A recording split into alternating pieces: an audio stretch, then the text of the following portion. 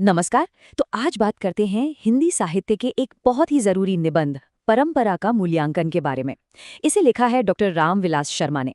और ये निबंध हमें सिखाता है कि हम अपने अतीत, अपनी परंपरा को आखिर देखें तो देखें कैसे। चलिए सीधे मुद्दे पर आते हैं। जब भी परंपरा शब्द हमारे सामने आता है तो एक बड़ा सवाल भी साथ आता है कि भाई इसका करना क्या है।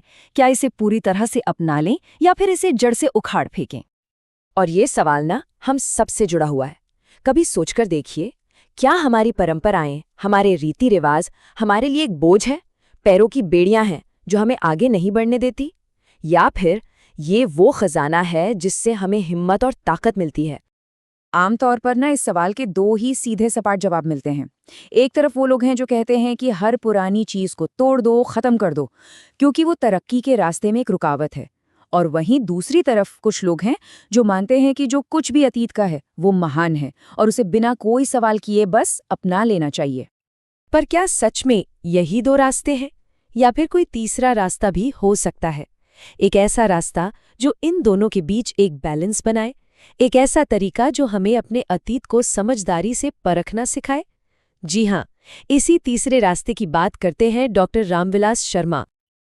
तो आइए मिलते हैं उसी विचारक से जिन्होंने हमें परंपरा को देखने का एक बिल्कुल नया और कह सकते हैं क्रांतिकारी नजरिया दिया। ये है डॉक्टर रामविलास शर्मा। वो सिर्फ एक लेखक नहीं थे, बल्कि हिंदी आलोचना के एक ऐसे स्तंभ थे, एक ऐसे विचारक थे जिन्होंने हिंदी साहित्य को देखने और समझने का तरीका ही बदल दिया। उनके जीवन पर अगर एक नज़र डालें ना, तो पता चलता है कि उनकी जड़ें अकादमिक दुनिया में कितनी गहरी थीं। उत्तर प्रदेश के एक छोटे से गांव से निकलकर दिल्ली तक का उनका सफ़र पूरा का पूरा ज्ञान और विचारों से लबरेज था। सोचिए, लगभग 3 दशकों तक उन्होंने पढ़ाया, जिससे उनकी सोच को एक नई धार मिली। अब सबसे दिलचस्प बात, शर्मा जी के विचारों का आधार क्या था? उनका मानना था कि साहित्य और समाज ये दो अलग-अलग चीजें नहीं हैं, इन्हें आप अलग करके देख ही नहीं सकते। उनके लिए साहित्य सिर्फ मनोरंजन या कलाकारी नहीं थी। वो मानते थे कि साहित्य समाज का आईना है। ये दिखाता है कि समाज में जो ताकतवर और कमजोर वर्ग हैं, उनके बीच क्या संघर्ष चल रहा है। और अक्सर साहित्य आम जनता यानी मेहनत करने वाली जनता के हक की आवाज बनता है। तो मतलब क्या हुआ इसका? मतलब ये कि कोई भी किताब, कोई भी कविता या कहानी हवा में पैदा नहीं होती। उसे लिखने वाला किसी समाज में रहता है और उस समाज का आर्थिक और सामाजिक ढांचा उसकी लिखाई पर असर जरूर डालता है। शर्मा जी एक बेहतरीन उदाहरण देते हैं। वो कहते हैं कि गुलामों पर टिका अमेरिकी समाज और प्राचीन यूनानी समाज दोनों में गुलामी थी, लेकिन दोनों के साहित्य में जमीन आसमान का फर्क था।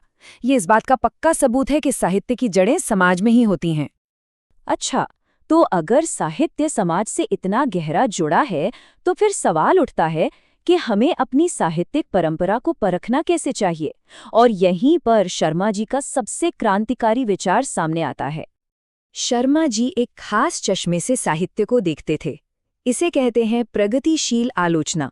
अब ये क्या है? बहुत सिंपल है। इसका मतलब है कि किसी भी आर्ट, किसी भी लिटरेचर की कीमत इस बात से तय होनी चाहिए कि वो समाज को आगे बढ़ाने में, इंसानों की जिंदगी को बेहतर बनाने में कितनी मदद कर रही है। इसे और आसानी से समझने के लिए एक काम करते हैं। परंपरा को एक बहती हुई नदी की तरह सोचिए। इस नदी में अमृत जैसा साफ पानी भी है जो हमें जिंदगी देता है, लेकिन साथ ही इसमें बहुत सारी गंदगी और जहरीले तत्व भी हैं जो हमें बीमार कर सकते हैं। तो एक समझदार इंसान क्या करेगा? जाहिर है वो ना तो पूरी नदी को खारिज करेगा और ना ही उसका गंदा पानी पिएगा। वो पानी को फिल्टर करेगा। शर्मा जी बिल्कुल यही करने को कहते हैं। पहला कदम, ये मानिए कि परंपरा में अच्छी और बुरी दोनों चीजें हैं। दूसरा कदम, उन प्रगतिशील तत्वों को पहचानिए जो जनता के हित में हैं, जो शोषण के खिलाफ हैं। और तीसरा और सबसे जरूरी कदम, इन्हीं अच्छे विचारों की नींव पर भविष्य के साहित्य को खड़ा कीजिए।